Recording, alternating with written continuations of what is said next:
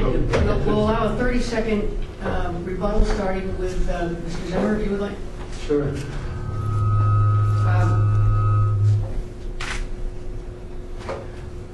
The position of Murray Sabrin is not, contrary to his assertion, the same as my position and Senator McCain's position. Neither Senator McCain nor I believe we should have a rigid timetable that we would follow to withdraw from Iraq, regardless of the best judgment of our military commanders, regardless of the political and military and security realities on the ground. To do so, to adhere to a rigid standard, could leave the region in chaos and could leave a haven for terrorism in Iraq. Thank you. Dr. Sabrin? Again, we have the assertion that the people who planned the Iraqi mission knows what's going to happen if we pull out. Well, they told us if we planned this, went in, we'd be out in no time. But yet there was no exit strategy. So we're here mired in a civil war. The American military is now playing social worker in Iraq. And so the American military is created to protect the American people and the American borders. Our borders need more security. We need to bring the troops home as quickly as possible. That's proven. 75% of New Jerseyans want the troops home as quickly as possible. Thank you, gentlemen. We'll move to the second question. Mr. Fuji?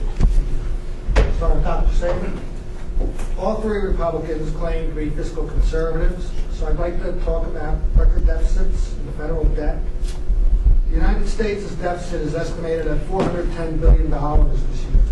We're paying hundreds of billions of dollars a year in interest on more than $9 trillion in public debt. Are you concerned about this, and if so, what would you support to address it? Okay, again, my opponent says the way we do this is getting rid of earmarks. Well, here's a penny. That's what earmarks represent out of the dollar of the federal budget. 1 penny, 1%. That's not going to do it. What we need to do is go after the big items in the budget. The $92 billion in the Agriculture Department. The $9 billion in the Commerce Department. I think the $63 billion in the Department of Education. I forgot the exact number for the Department of Energy, the Department of Housing and Urban Development. That's where the numbers are that could bring this budget deficit down to zero. And of course, we've got to look at the military expenditures. We have troops in 136 countries around the world. We have bases all over the world. We have programs that are either obsolete or not necessary. So we have to go line by line item of what's prudent in the national security interest of the American people. We need to do that right away, and I'm the best one able to do that because I've examined the federal budget years ago in the 90s. And there was waste and unnecessary spending back then. Now we've got a $3 trillion budget for next year. $3.1 trillion with a projected $500 billion deficit. And here's the real scary number. $72 trillion of unfunded liabilities that no one is talking about in this campaign except me.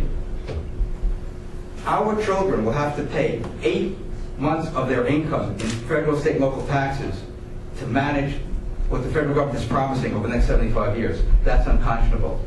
We need to go and look at that budget line by line, and instead of talking about platitudes like the bridges to nowhere, which is 1 cent on the dollar, we need to go in there with a real fiscal conservative and stop funding partial birth abortion, stop funding abortion, sending our money overseas in foreign aid to dictators all over the world. That's what needs to be done. A total overhaul of the federal budget, which we haven't seen in this country in decades.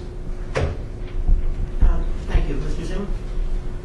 The huge national debt is not just an economic issue, it's a moral issue. I believe that it is morally wrong to require our children and grandchildren to pay for the consumption that we engage in today. I'm a strong supporter of a balanced budget constitutional amendment, but a strong constitutional amendment that would require that the budget be balanced at a low level of spending rather than that taxes be raised to balance a high level of spending. The National Taxpayers Union ranked me the most fiscally conservative member of the entire Congress 3 times because I went beyond earmarks in identifying tax spending cuts. The reason I was ranked the most fiscally conservative member by the National Taxpayers Union is because I identified programs throughout every agency of government and put my name on legislation that would reduce federal spending, reduced the size of the federal government to a greater extent than any other member of Congress. I've delivered. Citizens Against Government Waste named me named me a taxpayer hero every single year I was in Congress. That's not easy to do. It involves voting against programs that are popular but imprudent. I have the record as somebody who has proposed legislation to cut the budget, who has passed legislation to cut the budget, and that is why I'm the most qualified candidate to bring the Republican banner into November. Thank you. Now, if you would like Dr. Sabrin, 30-second rebuttal, and then Mr. Zimmer. Again, you can't be a fiscal conservative if you're willing to put taxpayers' money on the table to fund the border. That doesn't make any sense. It just doesn't make any sense to say you're a fiscal conservative and willing to spend hundreds of millions of dollars. So therefore, what else are you willing to spend that people have moral objection to?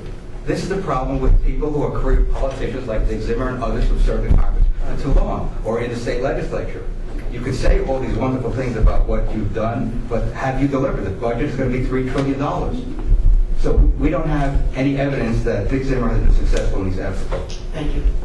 The evidence of my success is in the accolades that I've won. If you take a look at the legislation I sponsored, I took political risks. I was willing to say no to popular programs. It takes courage in government to be a true fiscal conservative, and I showed that courage, and that's why I was honored by taxpayer organizations across the board. All you need to know, if you want to know how I will be as a senator, is to see what I did as a state legislator and a congressman. Mr. Williams, would you like question 3? This goes to Congressman Zimmer.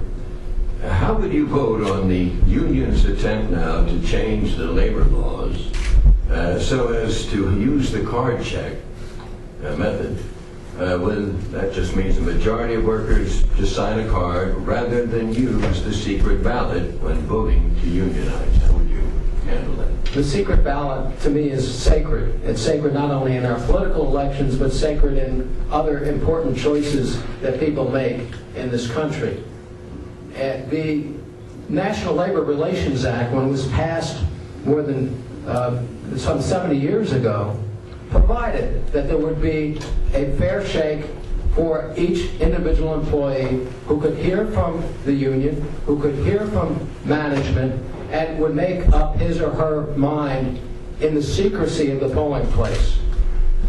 I think it's an abomination that labor unions are trying to short-circuit that and to create a system where an individual member can be intimidated into signing one of these cards and never have the opportunity to make a statement in the privacy of the voting booth as to what he or she really thinks about representation.